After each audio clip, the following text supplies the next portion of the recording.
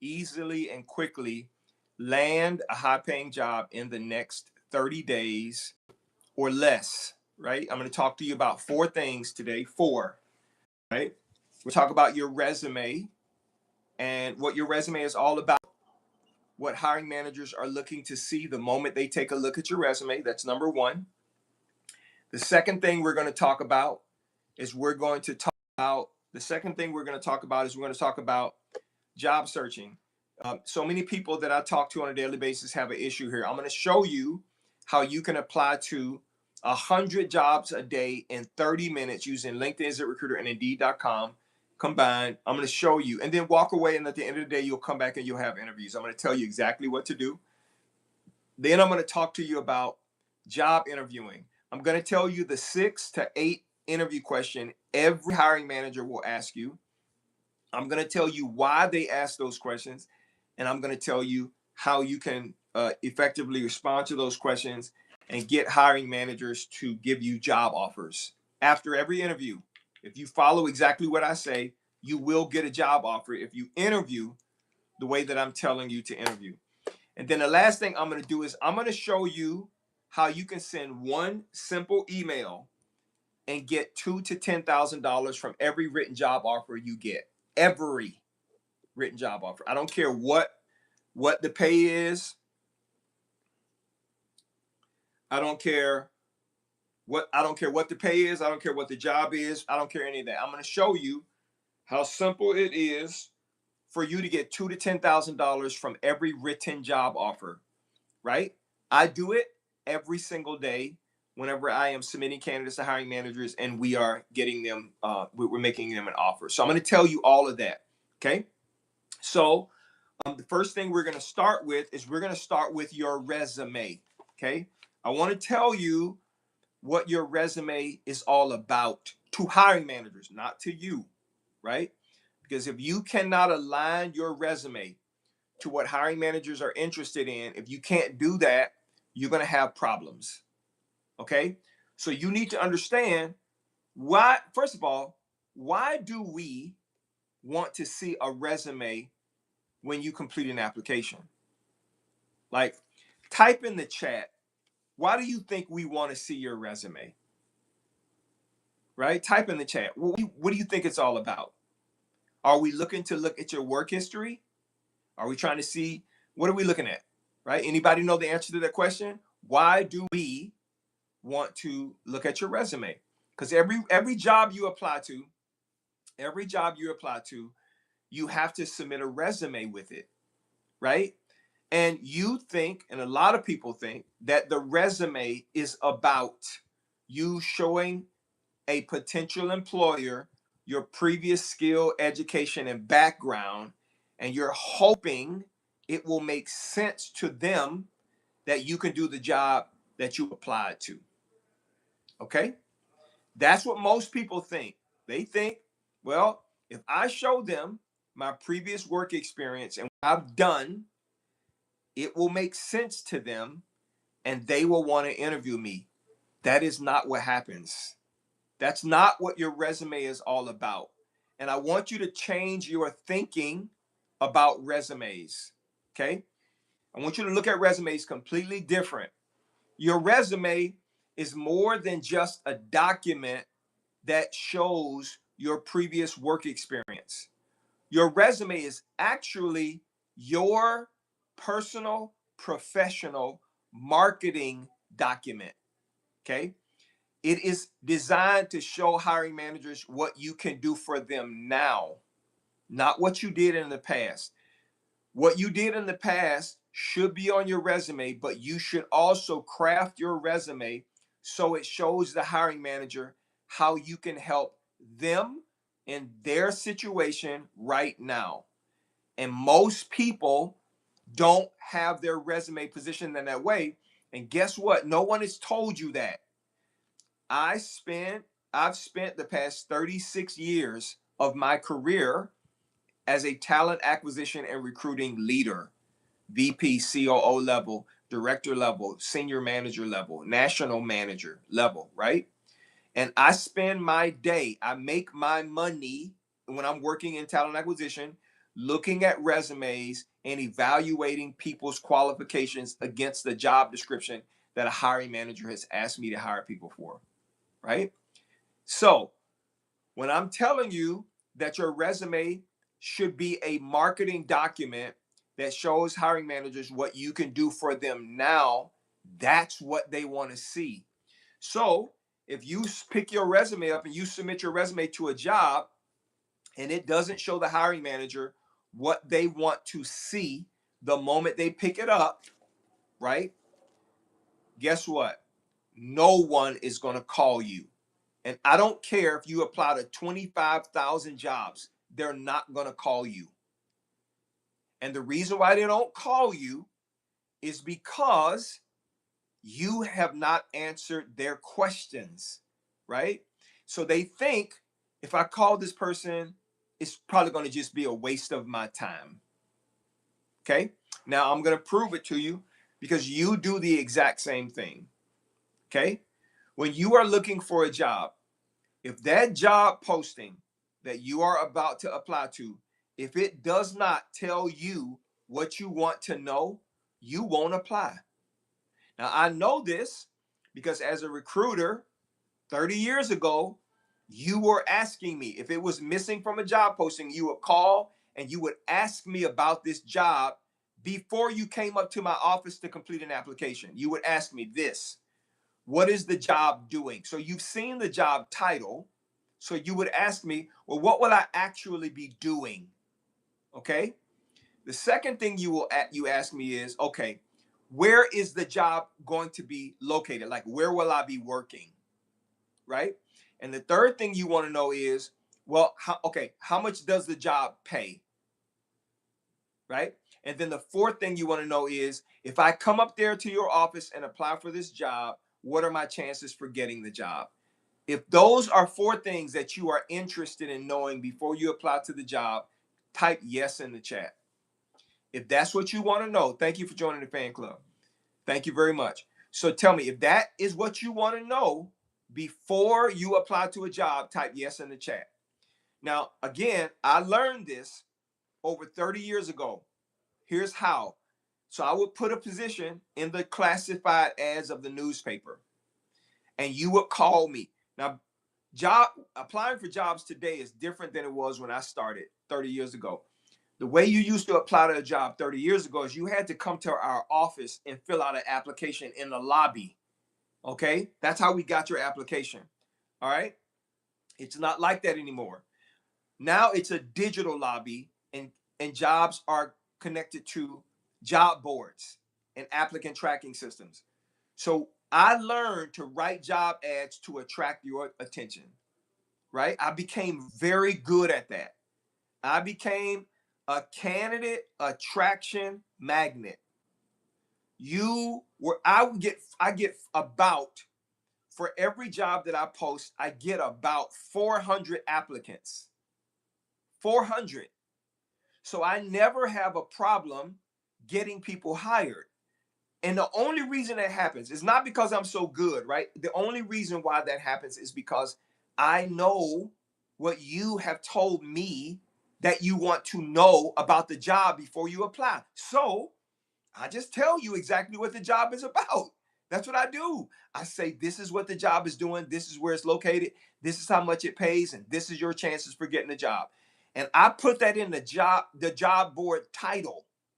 So it'll say something like 100 customer service call center jobs open in Dallas, Texas, paying $20 an hour, start immediately. Now, if you were a customer service call center rep and you saw that job posting, be honest, would you apply to that job? If that is a job that you do, if you were a customer service call center rep and it said 100 open job openings for customer service call center reps in Dallas, Texas, let's say you lived in Dallas, paying $20 an hour, would you apply to that job? Most people do, because it answers your question, right? So let's think about it. Let's say you are a CFO, right? So it would say, I would write something like, I have a CEO job open immediately, paying $225,000 per year in Phoenix, Arizona, starting immediately. If you were a CEO, you would apply to that job if it answered your 4 questions. So let's say you're a payroll manager. I say, I have a payroll manager position available for a large company paying $120,000 per year starting immediately. That's what it says in the job board title. So that I write job ads like that because I know that is what you are looking for. That answers your questions. And that gets you to click apply. Okay, you click apply. If that information is missing, then you're like, I don't know if I'm going to apply to this job because I don't know if it's something I want to do. I don't know what the pay is. Now, I want you to be honest with me and tell me, when you see a job that does not have pay, are you skeptical about that job? Skeptical about applying? Yes or no? Type yes or no in the chat. If you see a job that does not have pay listed, does that make you skeptical? Type yes in the chat if that is something that makes you skeptical. And it makes you pause and wait and say, wait a minute, I don't want to apply to this job because I don't know what it's paying, right? Everybody's typing yes. Ayana says, I just skip over it. Yes. Why? Because that answers your question. Now, imagine you go to a job and it just says open job paying $150,000 a year in your city. Would you be skeptical about applying to that job if it didn't list the job title and what the job does? Type yes in the chat. Be honest. Type yes in the chat if you would be skeptical. Yes, you would be skeptical. You wouldn't want to apply to that job because there's too much information missing. Okay? Hiring managers are the same way about your resume. Get it? They're the same way. So if you don't answer their questions, and I'm going to tell you the 3 questions they need answered, they're not going to call you because they're skeptical. They feel like they're wasting their time. They don't see what they want to see. They don't know if you have what they need.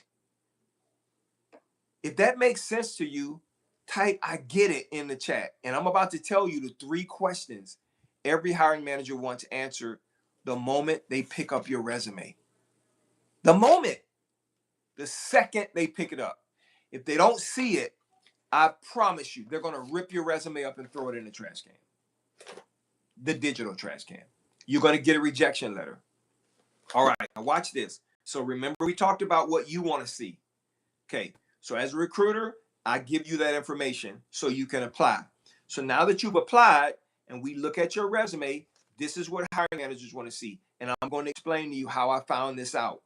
Okay, I found it out over 26 years ago because you were submitting your resume to me and I was sending your resume to the hiring manager the way you sent it to me. And they were, and even after I talked to you and know you can do the job, they were still rejecting your resume.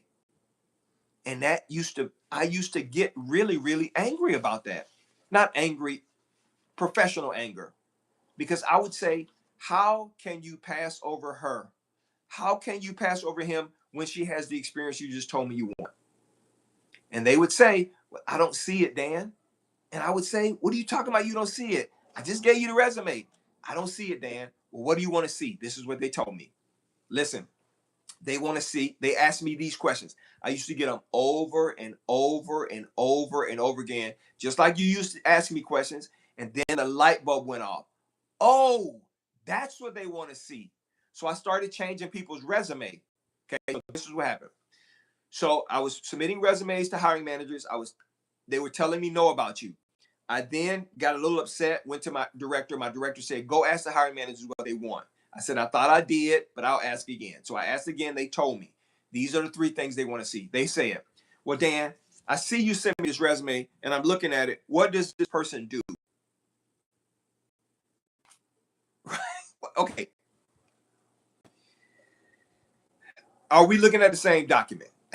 Yes, but I can't see what they do. What they're saying, translated, is I'm not willing to take my time to read through this resume to figure out if this person does what I want someone to do. You tell me, they need to tell me right up front what they do. Okay, let me explain to you what that is. I am a senior talent acquisition and recruiting leader. I'm not just a senior talent acquisition leader. I'm a senior talent acquisition and recruiting leader. They want to know that one word function. Like, I'm a recruiter. Even though I'm at the executive level, I'm a recruiter. So they want to know that I'm a recruiter. Let me ask you a question. What are you? I want you to give me one word, the single word. What do you do? I do recruiting. What do you do? It could be accounting. It could be payroll, customer service. It could be finance. It can be IT, HR. Type in the chat. What do you do? Healthcare administration. Maia, that strategy is not a something you do, okay, as a job. Payroll, tight, that's perfect. Big says I'm a supervisor. A supervisor of what? That's too vague. Hiring managers are not interested in seeing that. IT and accounting, operations. What kind of operations? You got to be specific. I want you to look at it differently. Give me the function. So logistics operations, call center operations, whatever operations, right? Coding, yes. I am IT and accounting, yes. Project manager, yes. You're a PM, right? Admin ops, right? Nursing assistant, but you do nursing. That single word that hiring managers are looking for. You guys are starting to understand. You have to understand that's what hiring managers. OMI says accountant, water treatment supervisor, right? So that's the function of your work. That's what hiring managers are looking for the moment they pick a resume up. If they do not immediately see that at the top of your resume, at the very top, I call it a headline, they're going to throw your resume in the trash. So the next thing they want to know is, so let's say you are, in the case of Zephyr, a service now developer. Okay. The next thing they want to know is, well, okay, how long have you done it in years? Type how long you've done it in years in the chat, and I'm going to tell you why they want to know that. Okay. How long have you done the thing you do? So, Zephyr, 7 years. Give me the number of years. His, 16 years, 20 years, 9 years, 15 years. You're telling the hiring manager what they want to know. Now, let me explain to you as you're continuing to type into the chat how many years you've done it. Let me explain to you why. Why it says 21 years. Let me explain to you why. If you are an entry-level person that's 0 to 4 years, the hiring manager knows that they are going to have to train you. Now, they're asking themselves, do I have time to train someone? If the answer is yes, then they're open to entry-level candidates. If the answer is no, then they are not going to interview an entry-level candidate. You're not getting interviewed, okay? If you have 5 to 9 years experience, we know that you know how to do the job, but we know that you still need direct supervision and oversight. We are not comfortable trusting you with the whole job that you're going to deliver everything back to us the way that we want, right? That's what hiring managers think. So if you're a mid-level individual, they know that you're going to need little supervision, but they also know they still are going to have to check to make sure everything is done correctly. If you have 10 or more years experience, we believe and know that you're senior level or an expert in that area. We know you need zero supervision, zero. We can give you the whole job. Okay. So if you're not clearly telling hiring managers the number of years you've done the thing that you do, they're going to trash your resume. Because the only way they can find out if you don't tell them is they have to go through your resume and count the number of years experience that you have. And no hiring manager is going to do that. They're not going to do that. If that makes sense to you, type that makes sense in the chat. And then I'm going to tell you the final thing they want to know. If that makes sense to you, type, oh, that makes sense to me. Yes. Okay. Now, this is the third thing they want to see. I'm not saying they want to figure out. They want to see this. Okay? They want to see it. All right? The next thing they want to see is how good are you at doing it? Now, let me explain to you what I mean. They want to see quantifiable evidence, proof of your level of expertise, numbers, percentages, quantifiable data. Like me, I hire 4,000 to 6,000 people per year annually from medium and large companies. So how much money have you generated in sales? How much cost have you saved in your position? If you're, let's say, accounts receivables, how much money have you collected or paid out? If you're payroll, how many people have you pressed? What is the biggest payroll run you've done? If you're a CFO, what's the biggest number of finance you've been able to manage for an organization well? That's what they want to know. If you're a nurse, how many patients do you see on a daily or weekly or monthly basis? That's what they want to see because they have a thought about what they need someone to do. So I work the job I have. They hire 2,800 people per year, part-time, full-time. I can easily do that with my eyes closed because I've been doing that for a long time. If they hire somebody who does not have that kind of volume in their background, they're going to be stuck like Chuck. Okay? So if that makes sense to you now, oh, they want to see my quantifiable expertise in numbers. If that makes sense to you, type in the chat. I got it. I just want to make sure you guys are understanding why your resume is getting rejected. Okay? I got it. Okay?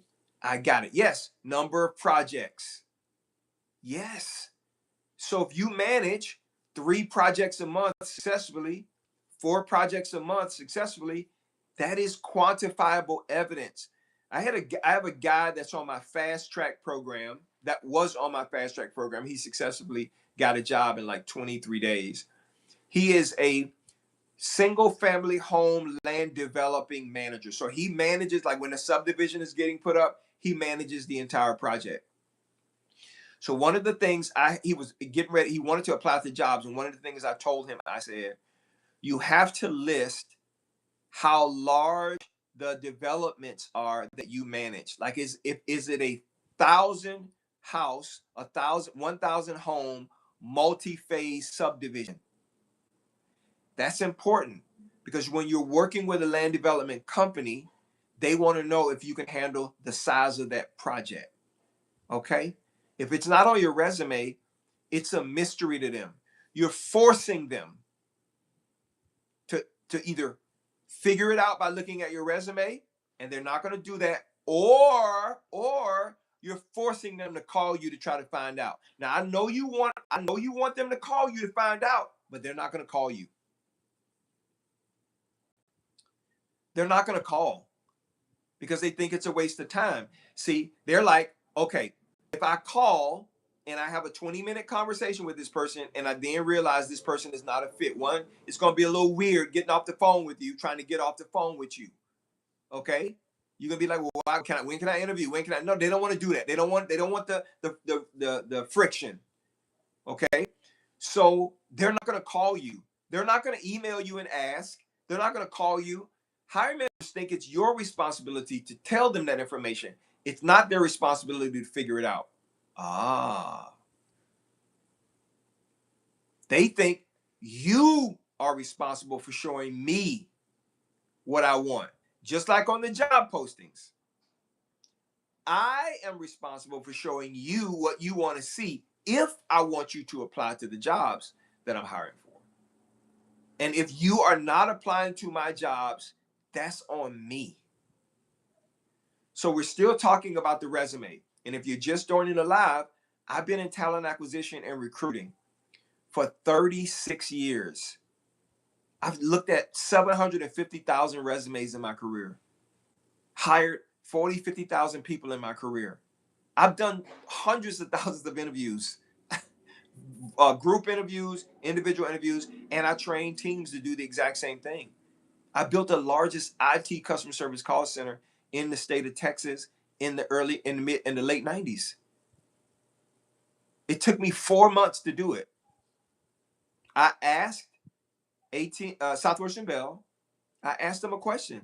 If you want everybody to come here, you're going to have to tell them that you're the highest paying call center in the city. If you don't do that, nobody can apply because there's a bunch of tech support call centers around here. So they did that. They became the highest paying call center in the city, and we were able to hire 6, 7, 800 techs in about 3 months. Okay, what's my point? My point is hiring managers are saying, I'm not looking at your resume because it's not my responsibility to figure it out. It's your responsibility to tell me. Okay? That's what they're saying. Guys, I'm just being honest with you and telling you exactly what's going on behind the scenes. And now, and watch this. And when they don't get candidates who submit their resumes like they're supposed to, this is what happens. Tell me if this has ever happened to you. They'll come to me and say, well, Dan, we're not getting the kind of candidates that we want. Close the job and then reopen it. Now, if you've ever applied for a job and got a rejection and then saw that the job was closed and then reposted, tell me if that has ever happened to you. Type in the chat, yep, that's happened to me. Yep, that's happened to me. Yes, that happened to me. Yep. I'm going to tell you why they do that. It's wrong, but I'm going to tell you why they do it. Okay? See, hiring managers think when they post that position, if they don't get the job, the candidates that they want, the problem is the job posting. And they ask us to close it and reopen it so it can go back up to the top. They think that that's the solution. It's not. I tell hiring managers, no, that's not the issue. You're reposting the same thing. People are not going to apply to it. You have to have those 4 components if you want applicants. And when we change those 4 components, it changes everything. You start applying, they get candidates, we get people hired, and that's the end of the story. So I tell hiring managers, you got to do that. Nobody's going to come in. No one is going to leave their house to come and apply for your job. No one's going to leave their house and apply for their job on their mobile device or their computer if you don't tell them what they want. No one's going to call you and interview you if you don't tell them what they want. Do you understand? They're not going to do it. And it's on you to do that. Please understand that. You can complain all you want. You can not like it, but they're not going to call you. And by the way, I hate that.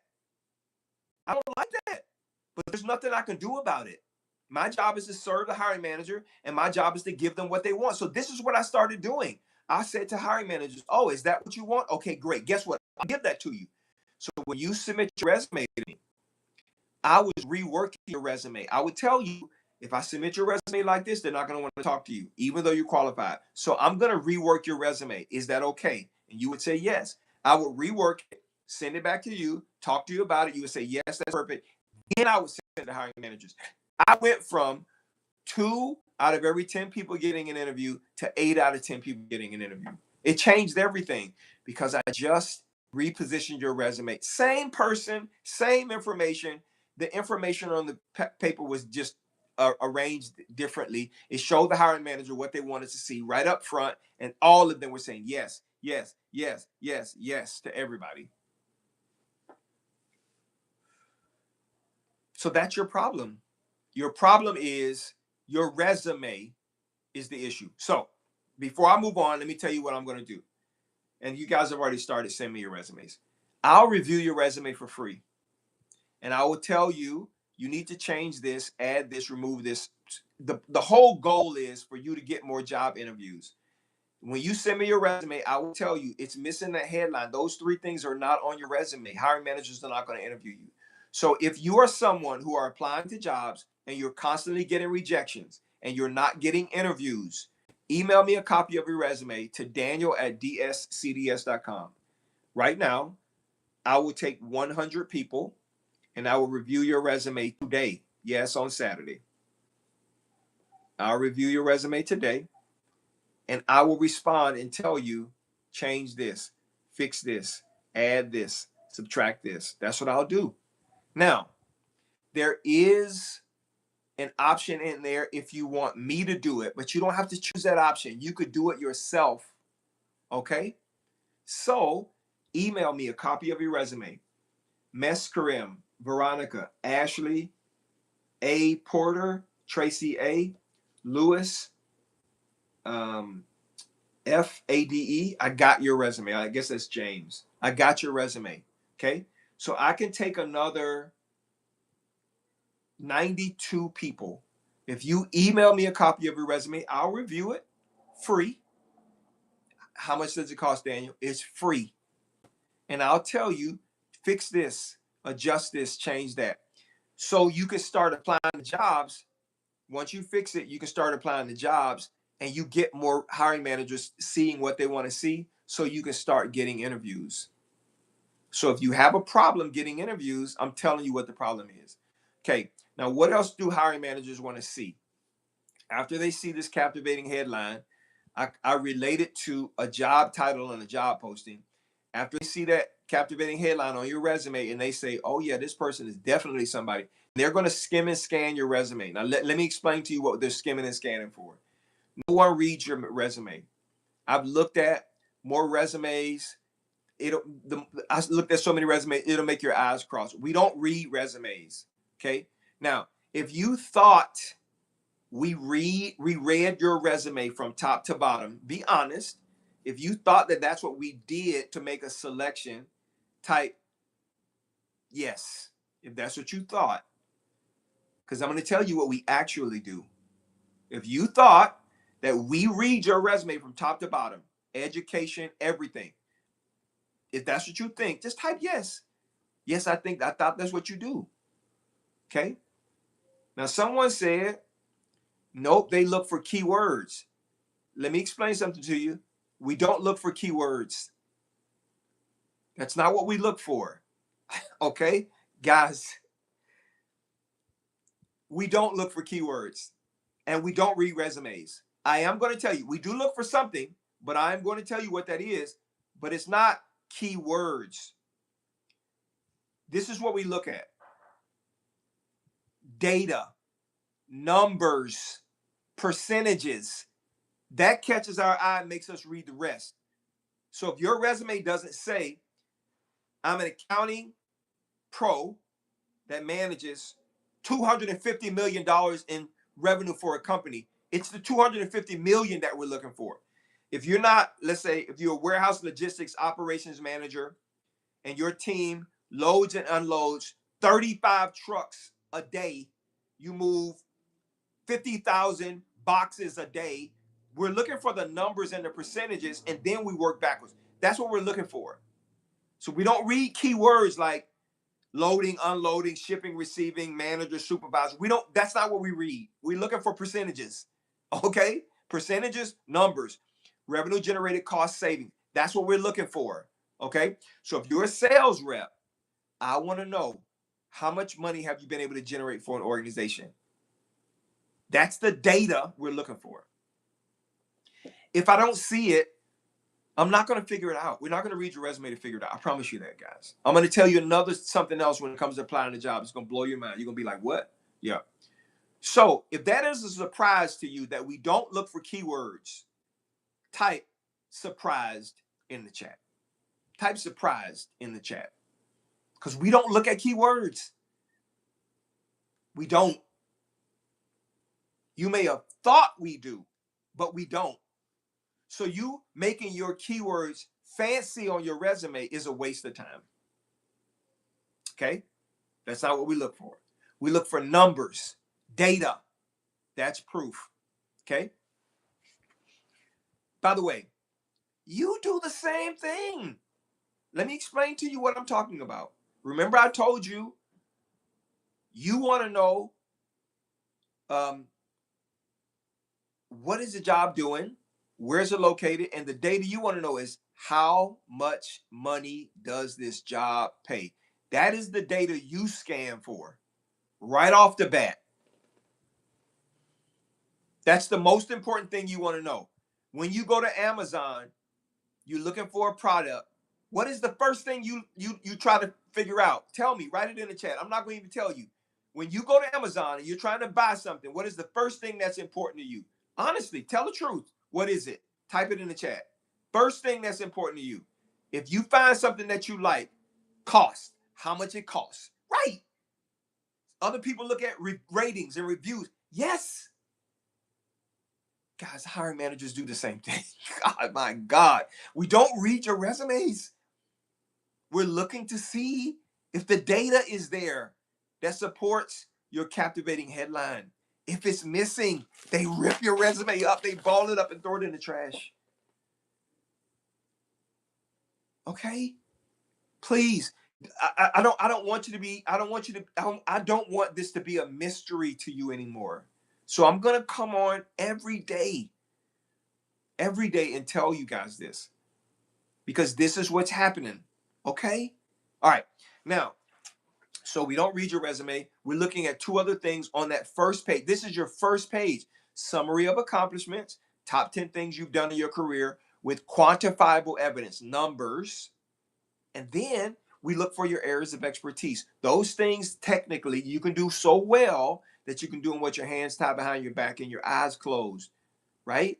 Whatever that is, payroll management, reporting, if it's IT, it could be desktop support, software support, right? Whatever it is, those are your areas of expertise. These are things that you can do and you need no supervision. Hiring managers want to know what those things are. So I want to just be real, okay? We have 162 people in the room. I want you to tap the screen until you see that number go to 25,000. We're trying to spread the word on the platform to let the platform know we're here so we can help people get jobs. If you follow exactly what I'm saying, this is exactly what I tell everybody on my Fast Track program. If you follow exactly what I'm saying right now in this live, you will have a job with higher paying job in less than 30 days. The average person who follows everything I'm saying right now, you will get a job in 22 to 28 days. When I say get a job, I mean you will have a written job offer where a hiring manager has said, yes, I want to hire you. Keep tapping the screen until we get to 25,000. It will be very, very helpful if you did that. All we're trying to do is spread it around to the algorithm. Nothing happens for me other than it spreads it to the rest of the platform. Okay, so now your resume, if it is not fixed, you can keep using that exact same resume over and over and over again. No one is going to call you, and no one is going to feel sorry for you if you keep getting rejection letters. You understand? It's not going to change. Nothing is going to change. So you do whatever you want to do. I'm giving you a behind the scenes look at what happens when you click apply and your resume goes into an applicant tracking system on a requisition, and we see a list of candidates that are there. When they get to your resume, if it doesn't show them what they want to see, you're out. You will get a rejection letter, or you will feel like you've been ghosted. No one's going to reach out to you. I see you guys are sending me your resume. So Kibra, Clara, Althea, Demetris, Delissa, Emma, Fahid, Caris, Eduardo, Chris, Trayvon, Fred, Kim, Daquan. I see you guys have sent me your resume. I am going to review your resume today, and I will send you a response saying, fix this, change this. The goal is for you to get more attention from hiring managers so you can get more job interviews. If you can't get an interview, you won't be able to get a high paying job offer. Everything hinges on your resume. Everything. Everything does. Your resume, remember, it's a marketing document. Stop thinking about it like it is something other than that. Like it's a piece of paper that you've written all of your work history on, and you hope that somebody will be able to decipher it. They won't. They're not. They're not going to do that. So you need to use your resume as a marketing document to market yourself through the apply process. Okay? In 2026, if you don't do that, it's going to take you forever to get a job. And if no one else is doing it, they're not on this live, nobody else is teaching this. You're not going to find this anywhere else on the internet. I promise you that. You're not, because most people don't own the entire hire life cycle like I do. I own the entire hire life cycle, from the job posting, job descriptions, pay ranges, all the way through to when you are onboarded and start day one. Okay, I'm responsible for that. All right, so, and we just talked about resumes, and again, I see that you guys are submitting your resumes, so I can take another 75 people. If you want to take action while I'm going through this, I'm about to talk to you how to apply to 100 jobs in 30 minutes. Okay, so you can get more attention to your resume. If you want me to review your resume, just email it to me. It's free.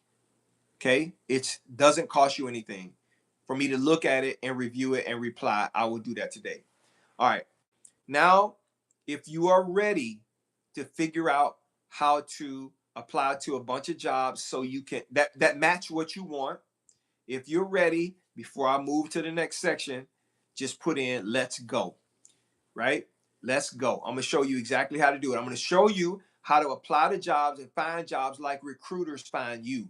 All right, type in let's go if you're ready for me to move on to the next section, so I can give you the advantage that most people do not have when it comes to applying to jobs or marketing themselves through the apply process. And I'm not talking about just throwing your resume out there to anybody.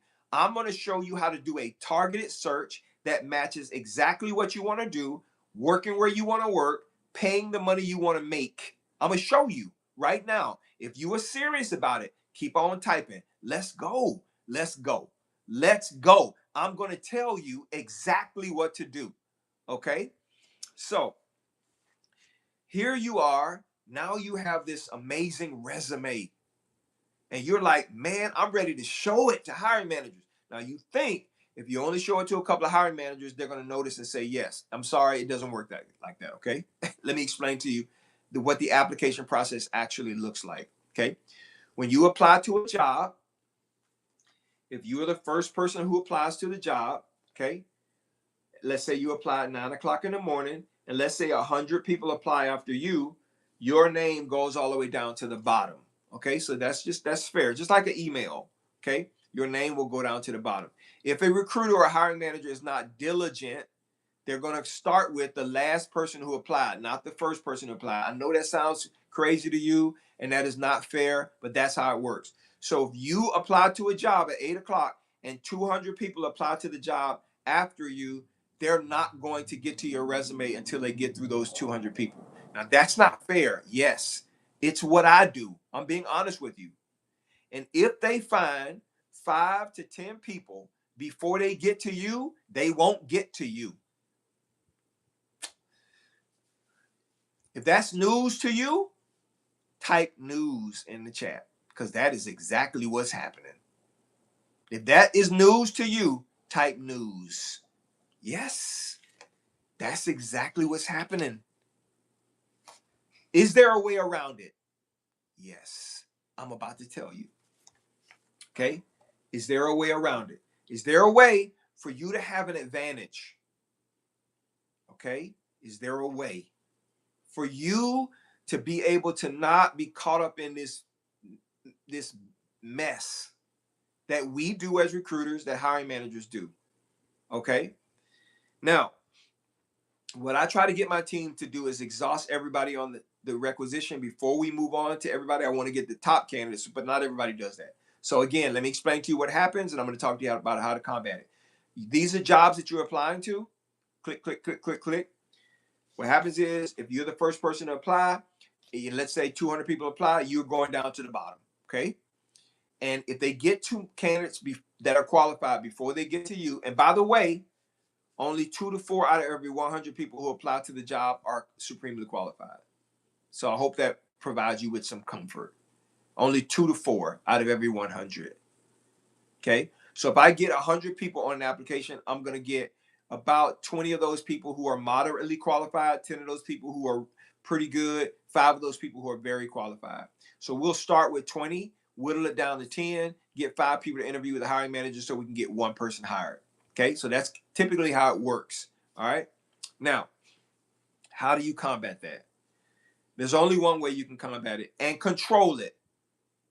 Now, if you're serious about controlling it, I'm about to tell you what you need to do. Okay. I have a guy by the name of Ron who's on my fast track program, True Story. I'm going to show you how I helped him control it and how I helped everyone on the fast track program control it. I'm telling you the same thing I tell them. So Ron came to me. He had been out of work for 8 months, was laid off. Severance was running out. Unemployment was running out. Okay. Ron was desperate. Okay. And so Ron came to me and says, Dan, there are no jobs available. So he signed up for the fast track program. I said, I'm going to help you find a job in less than 30 days. Now, he's a senior sales account manager. Okay. He's responsible for multi-millions of dollars in managing multi-million dollars of customer sales. Millions. Now, you would think this guy could easily find a job, but he was saying there are no jobs open. So I said to him, okay, first, on my fast track program, I told him, we're going to fix your resume. That's first. Nothing else works unless we fix your resume. So I fixed the person's resume. Okay, that's first. The second thing I told Ron is I said, the next thing I need to do is we need to fix your LinkedIn profile because you're going to be applying through LinkedIn, ZipRecruiter, and Indeed.com. But the uniqueness about LinkedIn is they can see your work history without going to your resume. Okay, so we need to fix that. Okay, so we got on a call. I helped him fix his LinkedIn profile. So now his resume is right and his LinkedIn profile is right. I said, now you're ready. We're going to start applying to jobs. Before I show you what I do, I want you to show me what you do. So that's what he did. So Ron we went to LinkedIn, we went to jobs, and he typed in the search bar. Now I'm about to teach you something. I want you to just listen very closely. I said, type in to the search bar how you normally search. And Ron typed in his job title. Okay. So if you normally start your job search by typing in your job title, type "that's me" in the chat. Type "that's me" in the chat. I want you to type "that's me." Okay. Because a lot of people do this. Okay. Type "that's me." That's how I start my job. Yeah, I'm looking for this kind of job. So shouldn't I just start with that job title? My job title is whatever, whatever, whatever. That's what my job is. So I'm going to put that in LinkedIn because that's what it's asking me. What is the job title? What is the skill? No. That's what it's asking you. Now, when you look at LinkedIn, and you're going to see it this time, it says job title, skill, right? Area. That's what it tells you to start the search with. But everybody starts the search with putting in their job title. Everybody does that. That's wrong. You're not supposed to do it like that. That's completely wrong. We're at 13,000 likes. Let's keep going until we get to 25. That's wrong. So Ron did that. And when he clicked, I said, don't click another filter. I'm going to tell you how to filter, but don't click another filter. When he clicked search, only 5,400 jobs come back. Now I'm about to give you another big surprise. I said to him, Ron, of that 5,400 jobs that you're looking at right now, half of those jobs are closed or already filled. He says, what do you mean? I said, when we close jobs in our applicant tracking system and come off of our career site, LinkedIn, ZipRecruiter, and Indeed.com, they do not remove our openings until 30 days after or 60 days after we close them. If that's a surprise to you, type in, wow. So you're applying to jobs that are closed. You don't even know it. 30 to 60 days past when we've already filled the jobs and we're not even taking applications. The job is not even open in our applicant tracking system. And you apply to that job and you get an immediate rejection notice. And you're like, what? Did they even look at my resume? No, we didn't look at your resume. I set up the automated reply in the back of the applicant tracking system. So if you apply to a job that's closed, it immediately sends you an email. We decided to go with someone else. If you've ever gotten that message without anybody talking to you, type yes in the chat. Type yes in the chat.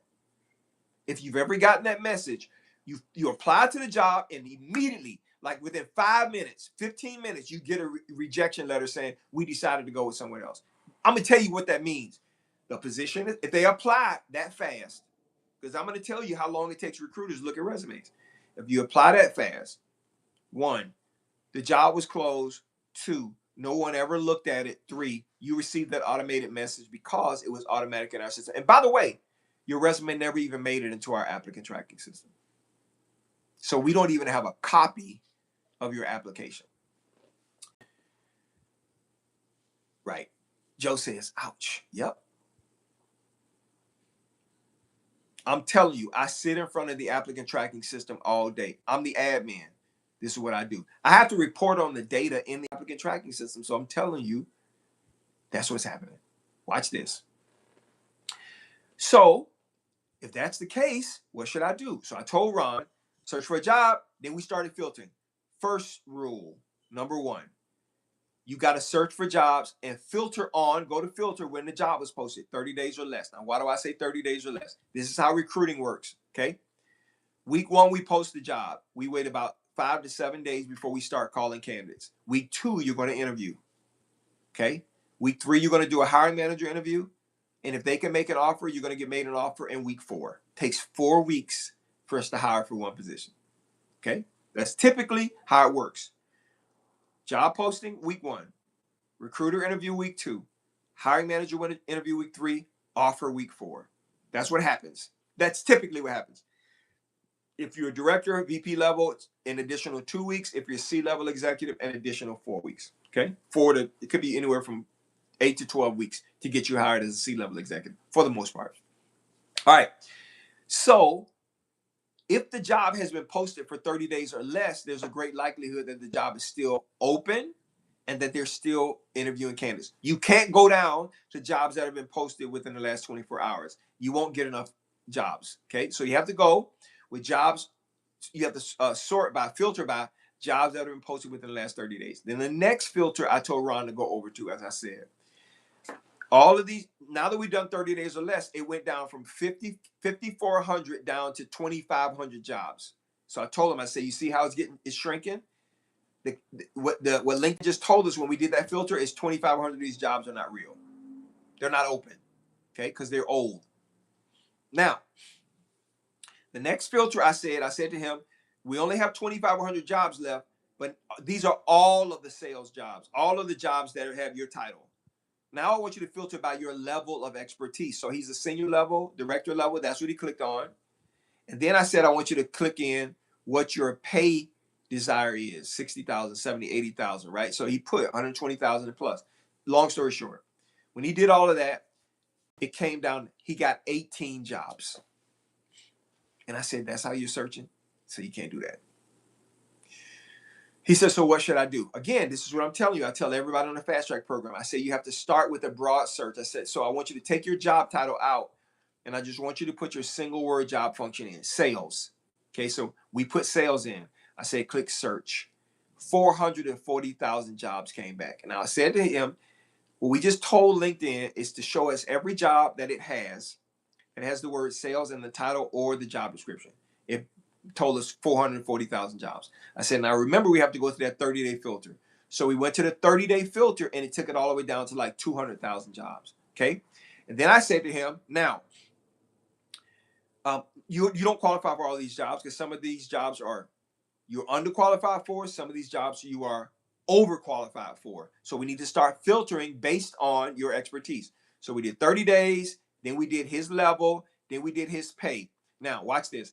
LinkedIn says 60,000 plus, 70,000 plus, 80,000 plus, 100,000 plus, 120,000. Like, what is your level of pay? Type it in the chat. Is it 80,000 plus, 100,000 plus? What you want? 120,000 plus, 90,000 plus. Like, what is your level of pay? I'm gonna tell you why this is important. Okay.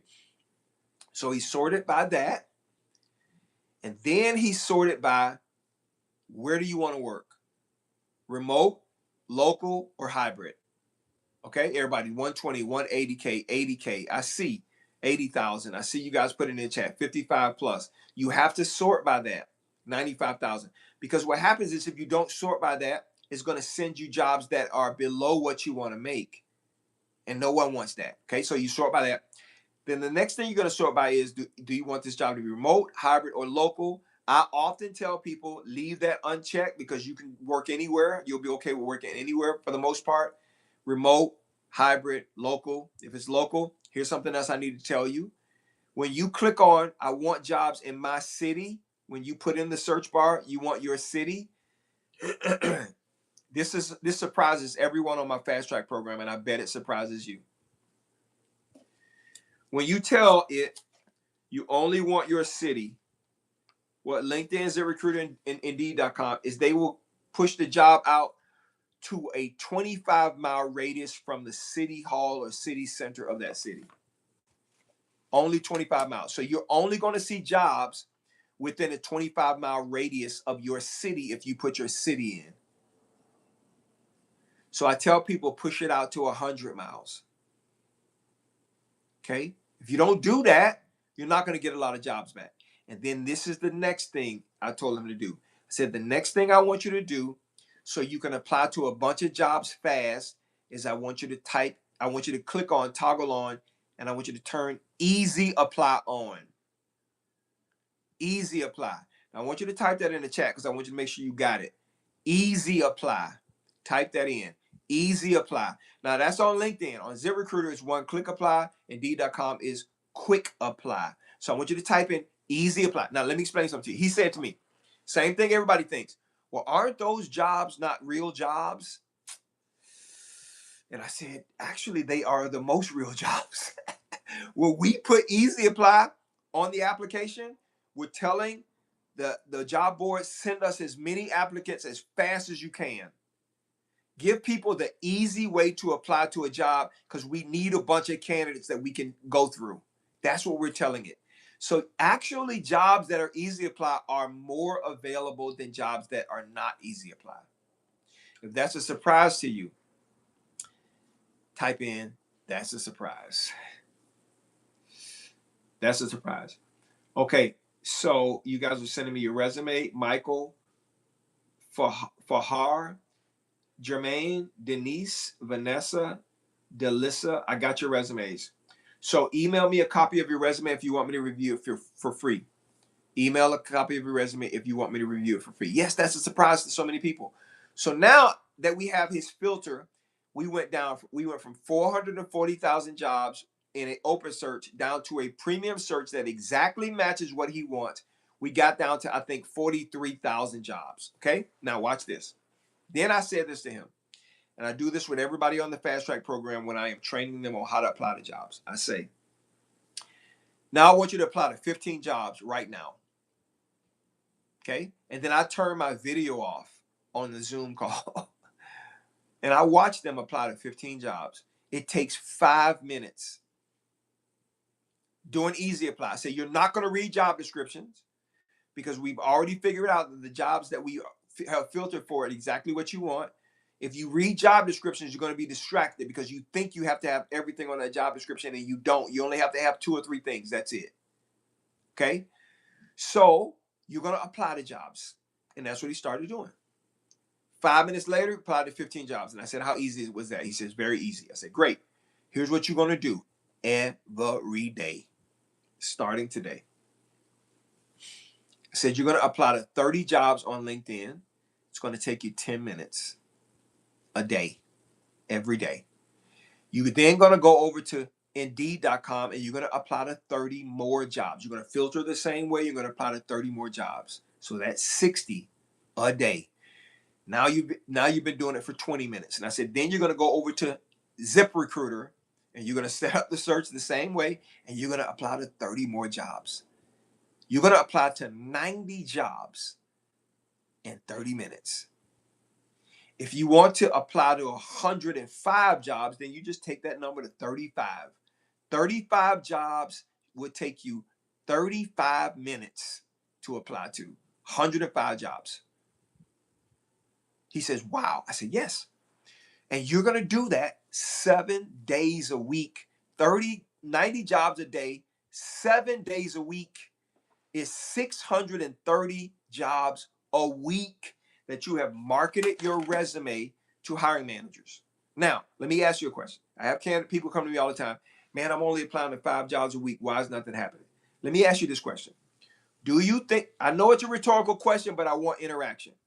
Do you think you will get more attention to your resume if you apply to 630 jobs a week or 5 jobs a week? Which one? Tell me. 630 or 5? Which one? That's right. 630 or 5? 630. Yes. Remember I told you your resume is going down to the bottom. The way you give yourself an advantage is you have to introduce yourself to 630 hiring managers a week. You are not, stop thinking about I'm applying to a job. I want you to stop that. I want you to start thinking about I am marketing and introducing myself to a hiring manager through the apply process. So you're introducing yourself to 630 hiring managers a week.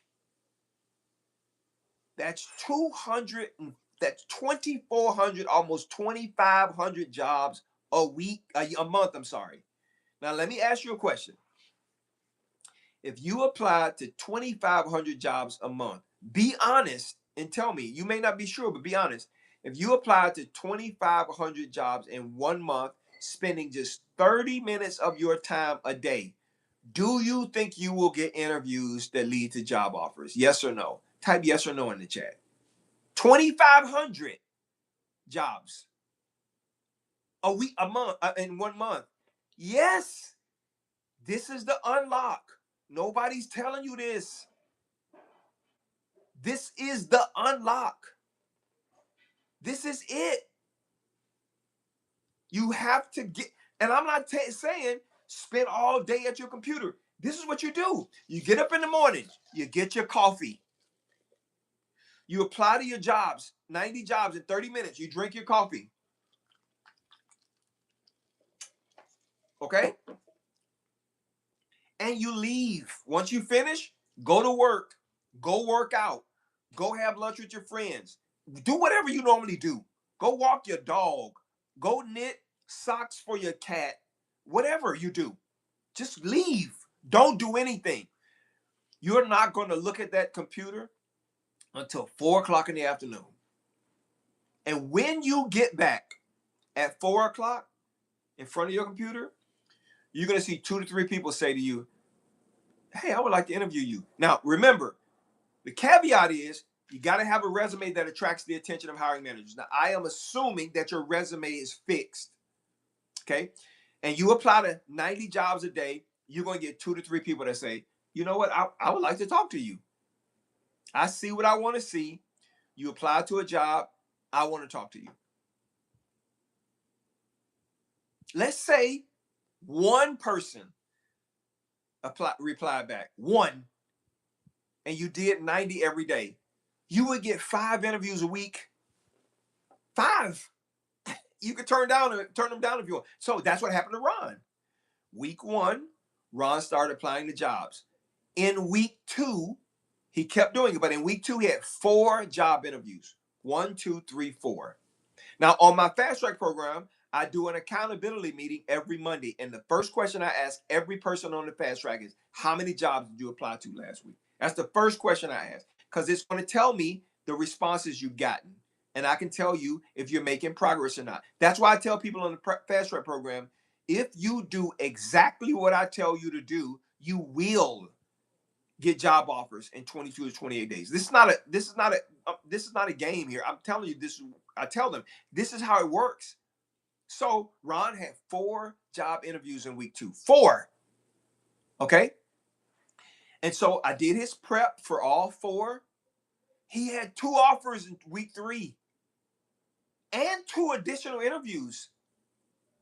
And last week was this was the end of his 4th week. Last week he had 2 more final interviews and got 2 more job offers. The guy had 4 job offers in 30 days, and he couldn't find a job for 8 months. What was the difference?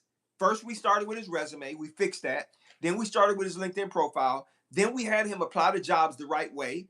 Then we interviewed. He started interviewing. We did prep, and I helped him with his offer. And the guy's making more money than he did before. This is a real story. By the way, if you start the fast track program on Monday, Ron's going to be on the call Monday. It's his last call. Okay, what's my point? My point is, this is the unlock that nobody tells you about. That's how you apply to jobs. You've been doing it wrong. Remember, if you don't fix your resume, nothing's going to change. Okay, now it's time for me to talk to you about the job interview and what the job interview is actually about so you can get offers. If you don't interview right, if you don't interview correctly, you won't get an offer. If you're ready for me to tell you how to interview, type interview in the chat. Interview, type it in the chat. Remember, if you want to send me a copy of your resume, I'll review it for free. Shay B, Anthony, Marcia, Ruth, Monique, James, I got your resume. Email me a copy of your resume and I will review your resume for free and tell you fix this, change that. The goal is for your resume to be in a condition that hiring managers would look at it and say, yes, I want to talk to this person. Okay. All right. So everybody's typing interview. Let's talk about job interviews. Now watch this, please. Do not go anywhere. I promise you, this is not going to take long. You can have dinner after this, but I'm about to change your life with respect to interviewing. I promise you. So check this out. What is the job interview all about? Now, if you think the job interview is about proving to the hiring manager that you have the skill, experience, and education to do the job they want, it's your job to prove to them that you can do the job. If you think that's what the interview is all about, I want you to type in the chat, yes, I do. Type it in the chat. If that's what you think the job interview is all about. Be honest. Just be honest and say, yes, the job interview is about me showing the hiring manager all of my skills, experience, education, and background and how I can help them get done with it. I'm proving to them I can get it done. If that's what you think it is, just type yes in the chat, right? If you don't, type no. But if you think, okay, check this out. It's not about that. You don't talk about your previous experience in when you interview. Never. Don't ever talk about what you've done in the past. It's not relevant when you interview. I'm going to say that again because I want you to say, I want your mouth to drop to the bottom of your feet. What? You don't talk about your job experience because that's not what the job interview is about. We already know you can do the job. That matter is settled. We have already determined that you can do the job. That's why you're interviewing. I have your resume. I looked at your information. I already know that if you started this job today, the technical portion of the jobs, you can do it already. That's the only reason why you're interviewing. Okay? It's not about that. Please never talk about job. All right, now I'm going to tell you what it's really about. Okay? Now I'm going to tell you, listen, you don't need to prove your experience. You don't need to sell yourself to us. We've already been sold on your experience. However, there is something we don't know about you. And I use this analogy so it makes sense to you. I want the light bulb to go off. Now, I want you to listen to me really closely. Let's say I came to your city. I came to your city and you and I were having lunch. And all of a sudden, 15 minutes into the lunch, I get a phone call. And I'm on the phone and I'm like, what? And it's an emergency.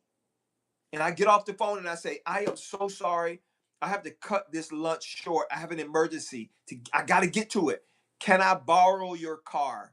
What's your answer? Be honest. Can I borrow your car? Be honest. Tell me the truth. You're not going to hurt my feelings if you say yes or no. Can I borrow your car?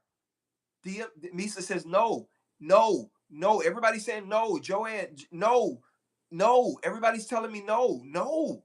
No, I don't know you. No, no, you, Jazzy, no, you can't borrow my car. No, you can't.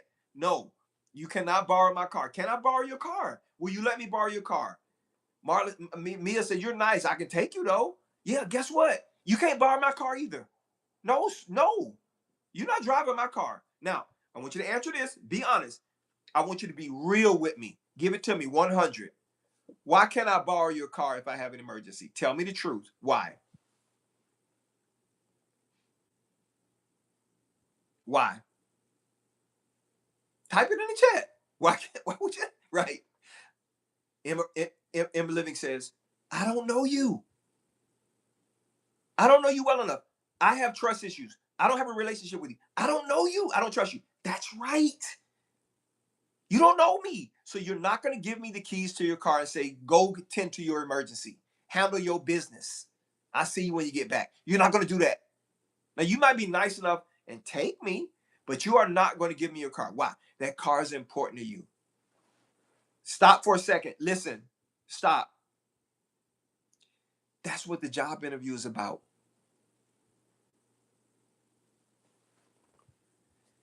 If the light bulb just went off in your brain about the job interview, say, oh, in the chat. Oh, in the chat. The hiring manager doesn't know you. So they're not ready to just give you the job. The job interview is about them getting to know you so they can be comfortable giving you the job. That's why they ask those questions. It's not about can you do the job. That's why they don't ask you questions about talk to me about all of the technical things you did in your last job. They don't ask you that question. They're asking you other questions. Now, they may ask you some of those questions, but they are not asking you those questions. For the majority of the questions are not that, because they're trying to figure out, okay, wait a minute. This person just came to my office. I've only met them on the phone. I've only talked to them. I've only seen their resume. I don't really know them. I've been given the responsibility of hiring someone to do this job. I got to see if I can trust this person with this job. Because if they mess it up, I'm the only one that's going to get in trouble for it. If I wreck your car, you're the only person that's going to be at a loss. You're the one that's not going to have transportation. You're the one that's going to have to try to figure out how you're going to get back and forth. You're the one that's going to have to try. The only trouble that happens when I borrow your car and wreck it is you're the only one that loses. Well, when a hiring manager hires you and they don't know you and you mess things up, they lose. You don't.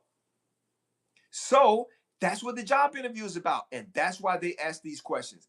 We're trying to see if we can trust you, if you're dependable, if you're reliable, what your underlying motivations are, if you are a talker, a rambler, if you're a clear thinker, right? We want to know, are you risky?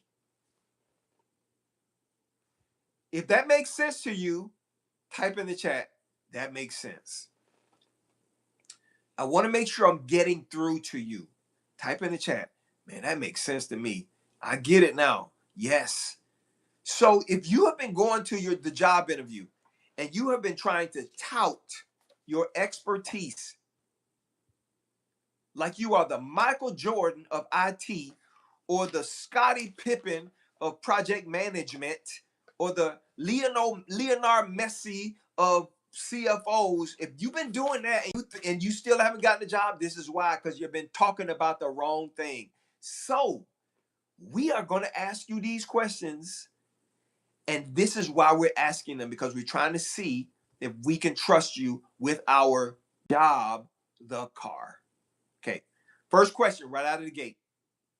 Okay. First one. Be honest. Tell me if you've ever gotten this question. First question, they're going to sit down and say, hey, thank you so much for coming. Tell me about yourself. If you've ever gotten that question in an interview, type yes in the chat. Tell me about yourself. Hey, thank you for coming. Tell me about yourself.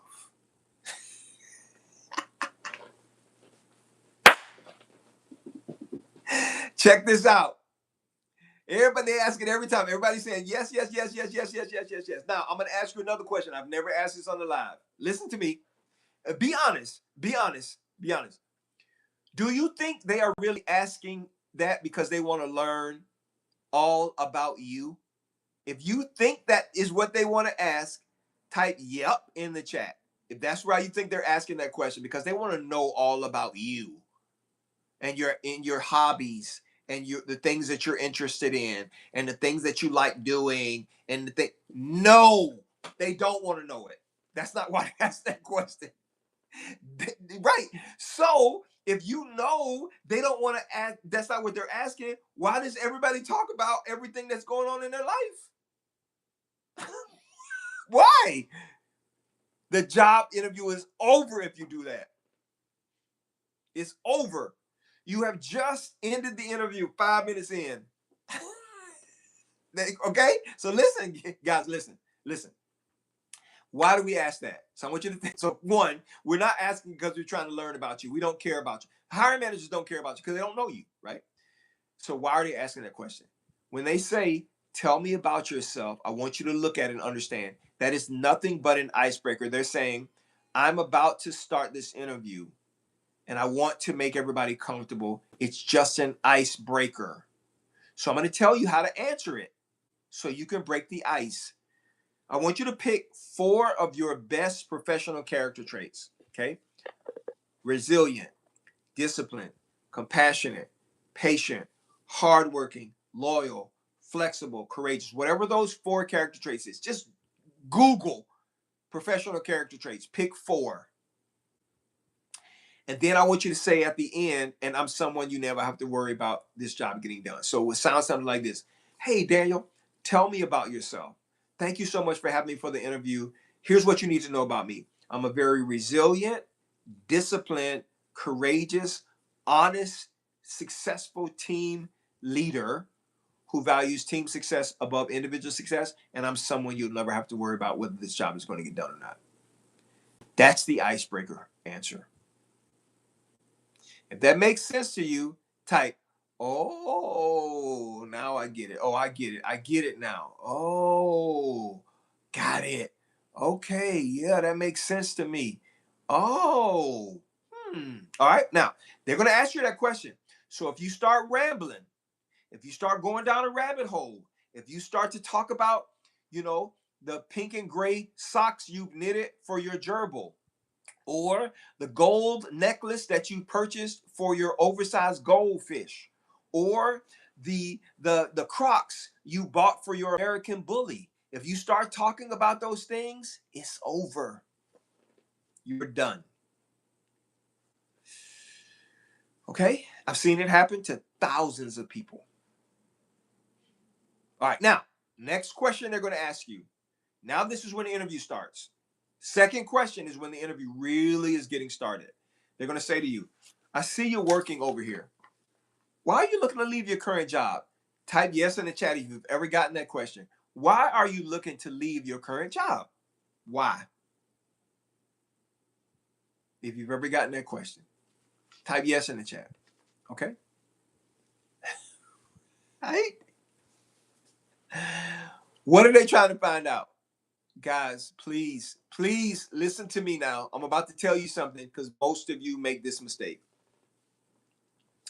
How many of you think it's important for a hiring manager to know that you are ambitious? How many of you think that is important to a hiring manager? If you think it's important, type yep in the chat. If you think it's important that they know you are an ambitious go-getter, type yes in the chat. Everybody. Most people, yep. Daniel G, nope. Spartan, yep. Everybody's yep. Amistry, yep. Selena, yes. Daniel, yes. Everybody's typing yes.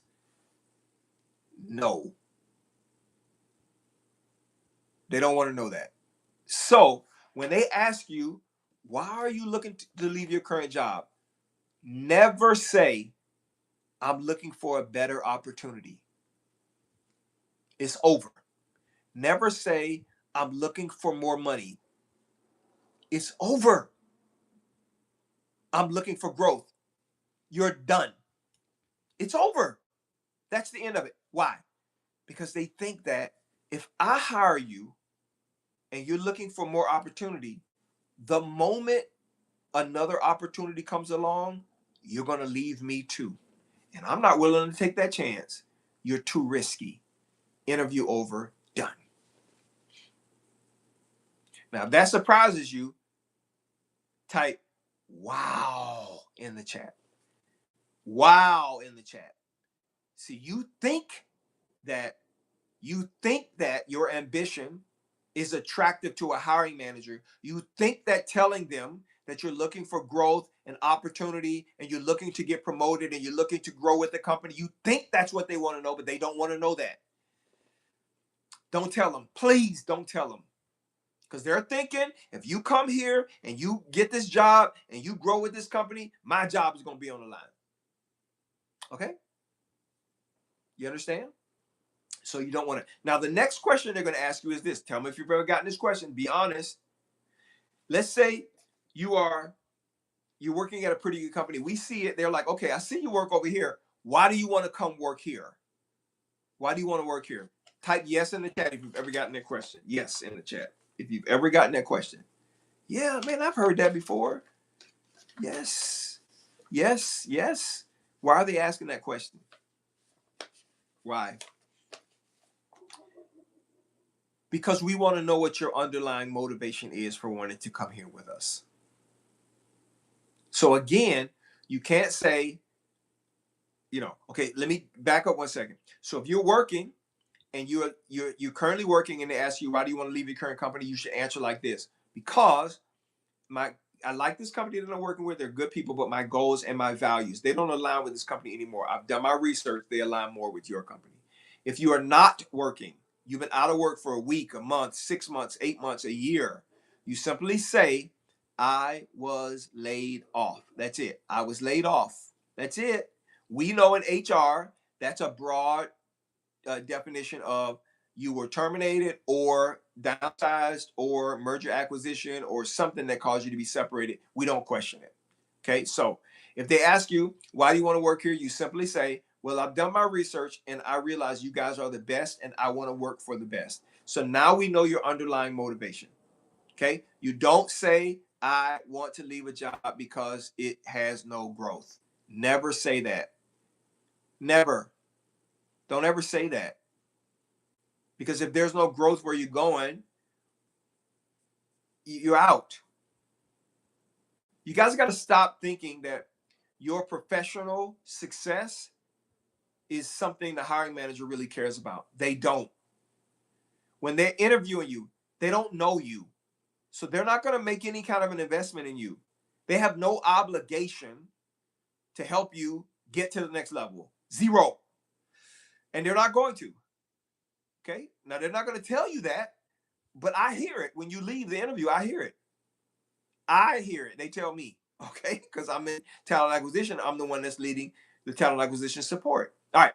So now, after they ask you these three non-behavior based questions to try to get an understanding of your underlying motivation, if you're a clear thinker, if you're risky, they're going to ask you three behavior based questions. Now, I'm about to tell you how to answer behavior based questions using the STAR interview answer framework like you've never heard before, ever.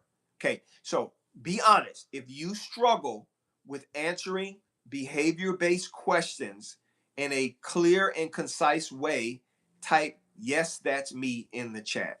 Yes, that's me. I struggle with behavior based questions. Man, that is a challenge for me. When somebody asks me, tell me about a time when you did this or did that, oh my goodness, I get nervous. It's a challenge for me. I don't know what I hope I'm telling them the right thing. I mean, right. Nails, you start biting your nails, you get scared. Okay. Well, let me tell you how to fix that. Okay. STAR stands for situation, task, action, result. STAR stands for situation, task, action, result. When we're asking you behavior based questions, we're trying to understand how you would respond in real time to a real situation. I can take 57 more resumes. If you want to email me a copy of your resume, I can only take 57 more people. So Ann, Bonita, Jamal, Melanie, Temple, uh, Latonia, Hen, Rose, I got your resume. If you want me to review your resume for free, email it to me. I can only take 57 more. Once I take 57 more, I'm sorry, right? It won't be reviewed today. All right, let's check it out. So behavior-based questions stand for situation, task, action, result. Situation, task, action, result. Situation, task, action, result. This is how you answer it. Pay close attention. This is going to change the game for you with respect to STAR interview answers. So you answer it like this. So when they say to you, talk to me about a time you had to work with a difficult coworker. What was the situation and how did you get it resolved? This is what they are asking you, right? We're trying to understand how you respond. Now, what you typically do is you try to think of a story and you try to tell the hiring manager that story in a way that's interesting, that makes sense. But don't do that. This is how you do it. You say, thank you for the question. Here is what the situation was. So you're going to call out each acronym before you respond. The situation was I was working with a coworker on a project that I was leading, and they were being very uncooperative. Okay. My task was to find out what was going on and why were they not being cooperative and helping out and doing the things that they were supposed to be doing. Okay, after I talked with him, the action I took was to have a sit down with our manager to kind of hash things out. Okay, and the result was, after having that conversation with my manager and getting an understanding, that person fell in line, and we ended up delivering the project on time, on schedule. Okay, that's how you answer it. You have to call out each acronym before you explain, and that stops you from trying to figure out what the next thing is you need to say and going down a rabbit hole. If that was helpful, just type in helpful in the chat. If that helped you, type helpful in the chat. Remember, if you want me to review your resume for free, you can email it to me, daniel@dscds.com. JD, Bayram, Annette, I got your, and I'm sorry, I got your resume. So email me a copy of your resume. That was helpful. Okay, great. Now, that's how you answer any behavior-based question. If you are a manager, supervisor, leader, C-level executive, there are 2 additional questions at a minimum you're going to get. One will be, what is your leadership style? Okay. Why are we looking? Why are we asking that question? It's pretty important. Like if you said, well, my style is I'm a micromanager, right? So you want to give something that's pretty bland. I always tell people on the fast track program, tell them that you're a leader of accountability. You hold yourself accountable and you hold your team accountable to a high standard. That's it. Accountability. Every hiring manager, every HR person wants to know that. Okay. And then the last thing they're going to ask you as a leader is, what would you do if you have someone on your team who is constantly and consistently underperforming their job? What are you going to do? Now, leaders, especially experienced leaders, they try to give some sort of explanation about how they helped Robert get out of the mud and they trained him and changed his performance, or Rachel and how they helped Rachel to overcome. You don't want to do that. Okay. You want to answer like this. You want to simply say, I will follow the progressive disciplinary policy of the company. That's it. That's all you want to say. You don't want to say anything else. Carmen, Eldad, I got your resumes. So I could take another 41, I'm sorry, I misspoke. 41 people, that's all I can take if you want to email me your resume. Take action. All right. Now, you got to pay attention to this because this is important too. Now they're going to start talking to you about the job. Okay. And they're going to say, hey, this is what we want somebody to do in the job. These are some of the challenges we have. This is going on, that's going on, this going on, that. They're going to start talking about that, right? Now, the tendency is for you to start relating what you've done in the past to what they're talking about. Don't do that. Just listen. That's all they want. And then they're going to end with this. Listen. They're going to end with this. Listen. They're going to say, okay, that's all I have to share.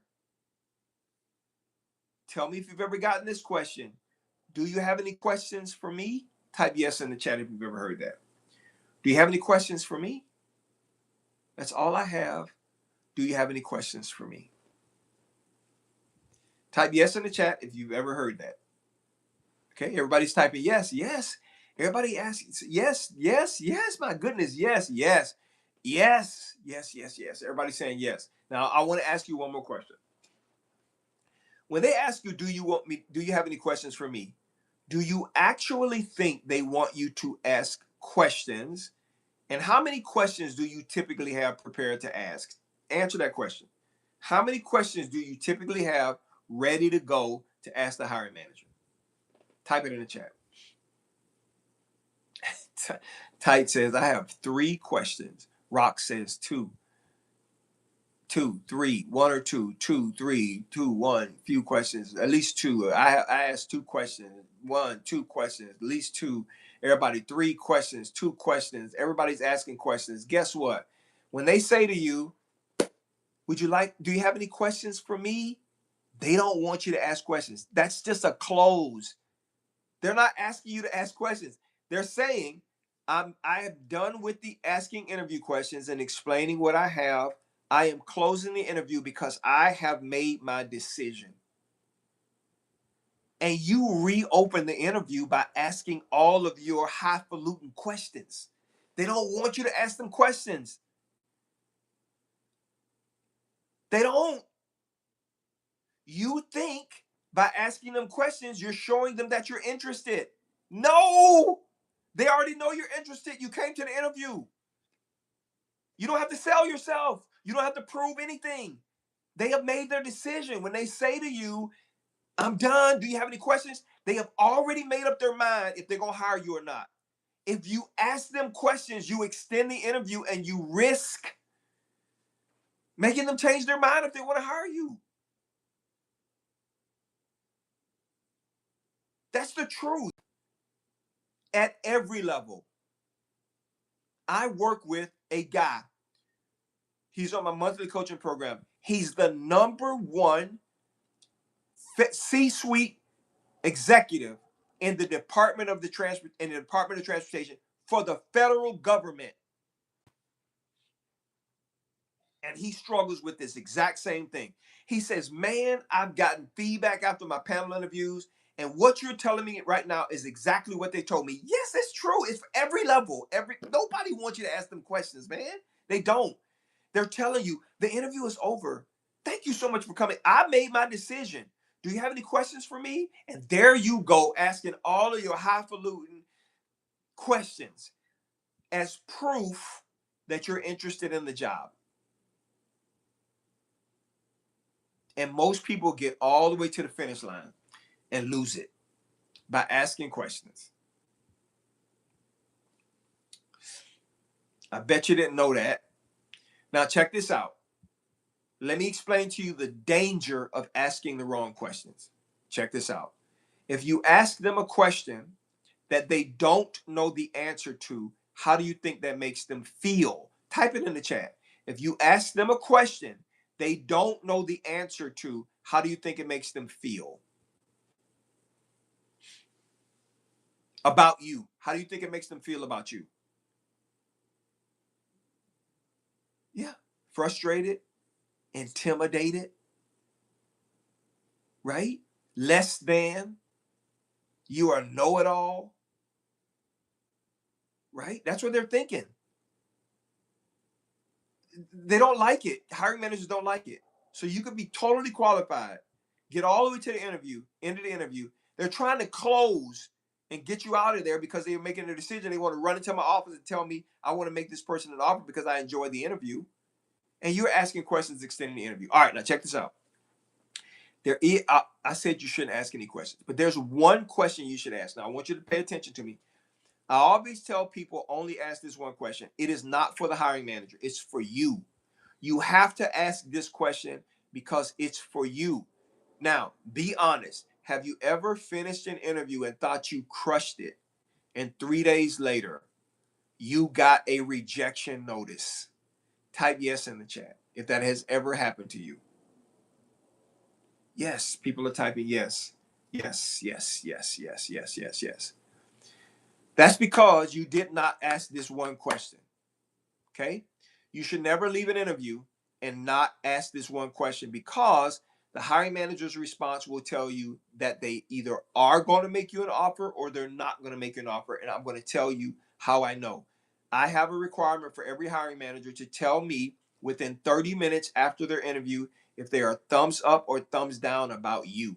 They have to tell me that. And I tell them if they're thumbs down, you have to tell me because if you don't tell me, that person's going to blow up your email. They're going to call you. They may even come up here. Do you want them to come up here? And they'll tell me no. I say, well, good. Tell me yes or no. If it's a no, I'll call them.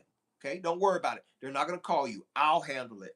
If it is a yes, you need to tell me because I don't want you to wait a week and then make a decision and you want to hire that person and they're off the market. So tell me yes, and I'll call them and keep them warm. And they all say, you'll do that for me? Yes. But the truth is, I'm doing it for you. Okay? That's the truth. I'm doing it for you. Okay? So, when you're sitting in an interview and they say, do you have any questions for me? You say, thank you this is how you verbatim say this. Thank you very much for the interview. I really learned a lot. I do have one question for you. When would you like me to start? When would you like for me to start? Okay. Now, I get a bunch of people who think this is arrogant, too forward. No, you are assuming that you've done so well in the interview, and you're assuming that they think you've done so well that they're going to make you an offer. You're assuming. So you have to find out. You either are going to find out right then, or you're going to find out later, right? But you want to find out right now. So how do you, what are you looking for? This is what you're listening for. Hiring managers are going to respond one or two ways. If they respond like this, tell me if you've ever heard this. Type yes in the chat if you've ever heard this. Well, we do have other candidates that we need to interview. And when we finish interviewing those candidates, then we will make a decision. Tell me if you've ever heard that before.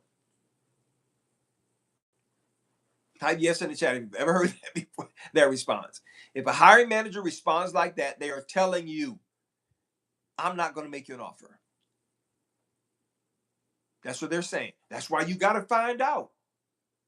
So you're not left high and dry and then trying to figure out why nobody called me back. Well, they're not going to call you back because if you had asked this question, you would have known that. So just move on. There's nothing you can say that's going to make them change their mind. Now, if they respond like this, so in an interview, hiring manager says, do you have any questions? You say, yeah, I do have questions. When would you like me to get started on this job? Right? You're telling them, I really want this job. I want to know if you want me. If they say this, well, the next steps are, got to get somebody from HR or talent acquisition to call you. We got to get you to finish your application. We do have to have you do a background check and drug test. You got to pass those. Then we're going to get you through the rest of the onboarding process. Then we have new hire orientation on April 13th. Can you start on April 13th? If you've ever heard that kind of talk at the end of an interview, type yes in the chat. Because if you've ever heard that kind of conversation at the end of an interview, I'm telling you right now, that hiring manager wants to make you an offer. Now, is this 100% a guarantee? No, but it's 99.999% of the time they do want to make you an offer when they do that. And it's 99.999% of the time if they say the other thing, that they don't want to make you an offer. All right? That's the game. I just gave you the whole game, laid it all out for you. I took my time on this live. Okay? I really wanted to dig into and let you guys know exactly what's going on. So, what did we cover? We talked about resumes, what the resume is all about, and what it's not about. It's a marketing document. You're using it to apply, using it through the apply process. We talked about how to find jobs. You can apply to 100 jobs in 30 minutes, 630 a week. We talked about that. We talked about job interviewing, what the hiring manager will ask you and how you answer. I'm about to open it up for questions and answers in just a second. And then we talked about job offers. Now we're going to talk about how you can get $2,000 to $10,000 back from every job offer that's given to you. When I submit you to a hiring manager, when we submit your pay, we're submitting you at the pay before they interview you. Okay?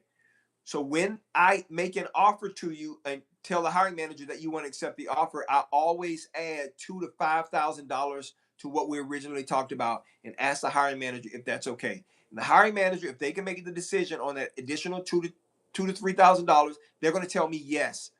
If they can't and they have to have the manager approve, they'll go to their director and VP and say, hey, I just talked to Tommy and he would like to know if we can go from 95 to 98. The VP or the director is going to say, do you think he's worth it? The hiring manager will say yes. Why? Because they're now invested in you mentally and emotionally.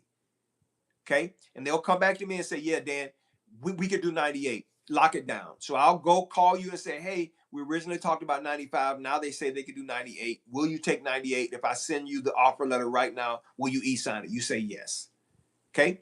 That's how you get extra money. Now, how can you do it for yourself without me? You have to send this email. Okay? When you get a written offer, and it has to be a written offer, can't be a verbal offer. You send this email that says, thank you very much for this offer. I am very excited to get started with the team. I was wondering if the company is able to go to 98,000 or whatever that extra 2 to 5,000 is. Thanks again. I look forward to getting started.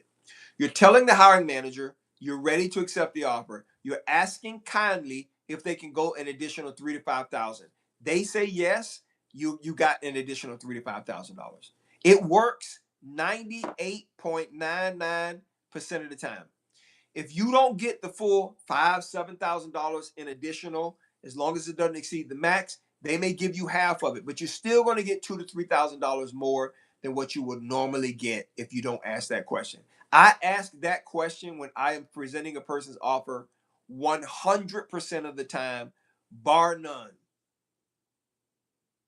Unless it is an hourly position for an entry-level job that we can't do anything about. But if it is a salary position that has a range, I'm asking for you, and you're going to get the extra. That's how it works. So now we've talked about job offers. Here's the deal. Information is important. You got to have it. Okay?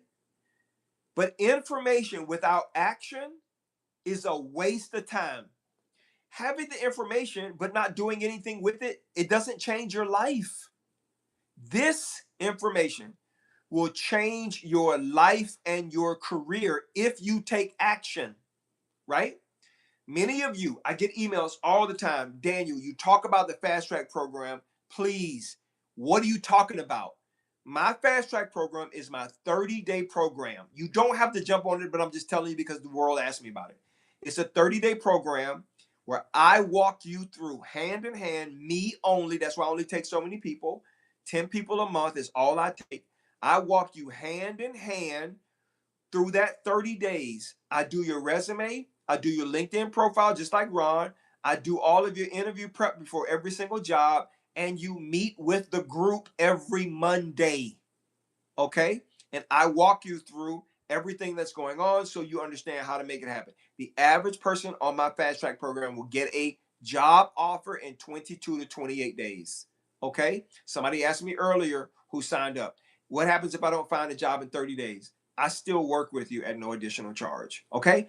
My goal, number one goal, is to help you get a job. So if you're interested in my fast track program and you want to know more about it, DM me fast track or email me fast track and I'll see you the information. Okay, now on all of the platforms, I'm opening it up for questions and answers. So you can DM me in the comment section. Send me your question. I will read it and answer it. Okay. M Living, if you're interested in the fast track program, DM me. I'll be more than happy to answer it for you. Thank you for the information. Just sent my resume. Thank you so much. I appreciate it. All right. If you have a question, can you repeat applying for more jobs in less time? Yes. We talked about all the filters. Single word job search, sort by 30 days or less, sort by your skill level, sort by your pay level, click on easy apply. An easy apply application takes 21 seconds or less. You need to be applying to 30 jobs on LinkedIn that way, 30 jobs on Indeed that way, and 30 jobs on ZipRecruiter every day. 90 jobs a day, 7 days a week is 630 jobs, 2,500 jobs a month. If you do that, you'll get 2 to 4 interviews a week and 2 to 4 job offers in 25 to 28 days. Written offers, written, not promises. Company saying, I want to hire you, and they give you a written offer. So if you're interested in the fast track program, you can send me a message and I'll be happy to answer that. Okay. If you have a question, leave it in the comment section. Can you repeat the offer response after the question? Yes. So once you get an offer, a written offer, what you want to reply with is this. You want to say, thank you for this offer. I'm really excited about getting started on the team. I was wondering if the company is able to go to 98,000, 110,000, whatever that number is. Thanks again. I look forward to joining the team. So you're bookmarking it with, I'm ready to accept this offer. I just have this one additional question. 99% of the time, hiring managers are going to say yes. Do I ask questions here or hit the message box? You can ask on the chat. You can also DM me questions if you don't want to ask right here. How do you ask for a pay range and how do you negotiate the amount? Okay, I have a guide in my bookstore. You don't have to get it. I'm going to tell you. It's called What You Should Know Before You Go. You should never, ever, whether the job posts the salary or not, you should never walk into an interview and not know what the salary range is. In fact, I always ask that in a pre-screening. You should always know. The easiest way to find out what a pay range is you type into Google, Chat GPT, Claude, or whatever the AI tools are, you type in what is the pay range for, and you type in the position title for the job, and then you type the word at, and then you type in the company name. So, what is the pay range for an IT specialist at ABC company? And it'll give you that range. And now you know. So, you should never ever walk in to what is the best font to use to pass ATS? I've never gotten that question before. We don't look at fonts. It just shouldn't be a funky font like a script, because the system will have a hard time reading it. But when we're trying to parse in people's information, the system is reading, plus minus signs, whatever the coding is to parse your information from your resume. Okay, it ain't that big a deal. Use Arial, Roboto, whatever, Helvetica, whatever is a box font. Just use that. It's easier for us to read. That's why I'm saying it, and it'll probably be easier to upload an applicant tracking system. All right. So if you have a question, leave it in the chat. I'll be more than happy to answer the question for you. What about sponsorship jobs if you're living in the Caribbean and want to apply in the US and UK? So here's the challenge that you have, Mila. Um, if a company in the US wants to hire someone that is working in another country, they must be registered to do employment business in that country. So the reason why it's challenging is because many US companies may not be registered to do business in those other countries. They can't pay, taxes or payroll you or what have you. That's a big challenge. So you got to find jobs that are okay with doing that. What if you've been in the same industry for 20 years and want to change industries? That's a great question, sincerely. Here's the deal, and I want you to understand something. Hiring managers don't care about the industry that you worked in. What they do care about most is the function of the work. Let me give you an explanation. Let me explain to you what I mean. I'm a recruiter, and I've worked in almost every imaginable industry out there: freight forwarding, logistics, customer service, the medical industry, the IT industry, engineering. I've done it all. Construction. I've done everything, right? In terms of recruiting. The function of recruiting is recruiting across all industries. So what hiring managers are most interested in is the function of the work that you've done as it relates to what they want someone else to do. So uh, if you want to change, industries, what I would try to do for you is really look at your resume and the major skills that you have, the problems that you solve for others using those skills, and then I'll relate that to a bunch of different jobs, and that's how you switch careers easily. Okay. All right. All right. What's the best way to go about handling being ghosted? Keep it moving. Because if they're not responding to you, they're not responding to you because their concern is, if they respond and tell you the truth, what you're going to end up doing is confronting them, and they don't have an answer for that confrontation. So if they ghost you, it's unprofessional. Keep it moving. I don't care about people rejecting me and telling me no, or fussing at me, or calling me a bald headed guy. I don't care. What I care about is telling you the truth and helping you to understand what you need to do the next time so it doesn't happen again.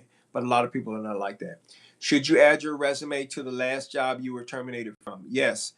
But remember, when I say, if they ask you why did you leave that job, you simply say I was laid off. If as long as you have some time at that job and it shows your skills, yes, you should do that. Okay, let me see here. All right. My role encompasses various numbers of data. Do you list data such as high risk fit numbers? Okay, I don't understand the question. If you're asking if you should include the actual data that leads to the results that you were able to get, then yes.